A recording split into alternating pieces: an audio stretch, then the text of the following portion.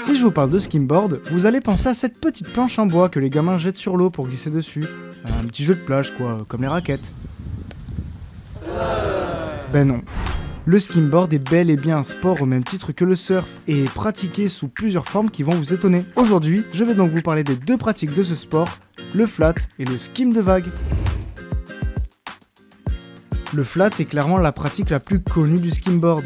Lancer sa planche, sauter dessus et glisser sur une fine pellicule d'eau. Mais ça, c'est que le début. Cette pratique va beaucoup plus loin.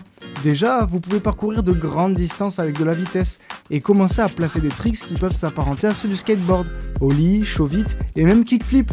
Bon ok, ça c'est pas donné à tout le monde. L'avantage, c'est qu'on peut en faire partout du moment qu'il y a de l'eau. Marée basse, mais aussi lac, flaque d'eau et même piscine gonflable. C'est d'ailleurs grâce à ça que la plupart des skimboarders rajoutent des modules sur leur plan d'eau, comme pour faire des sortes de skatepark aquatiques et rentrer leur figure. Et il y a même des compétitions.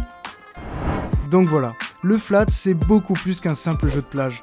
Et si ça vous intéresse, je vous renvoie vers la vidéo sur les types de planches dans laquelle je vous présente toutes ces boards. Une discipline qui commence à se faire connaître, c'est bien le skim de vague.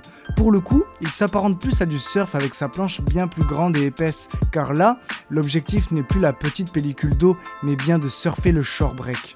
Le shore break, ce sont ces vagues qui cassent sur la plage et qui peuvent parfois être vraiment hautes.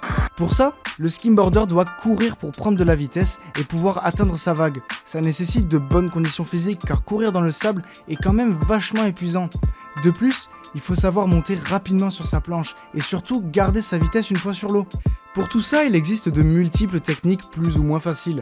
Contrairement au surf, vous prenez la vague de face. Il faut donc effectuer ce qu'on appelle un wrap, une sorte de demi-tour sur la vague pour pouvoir vous placer et la surfer.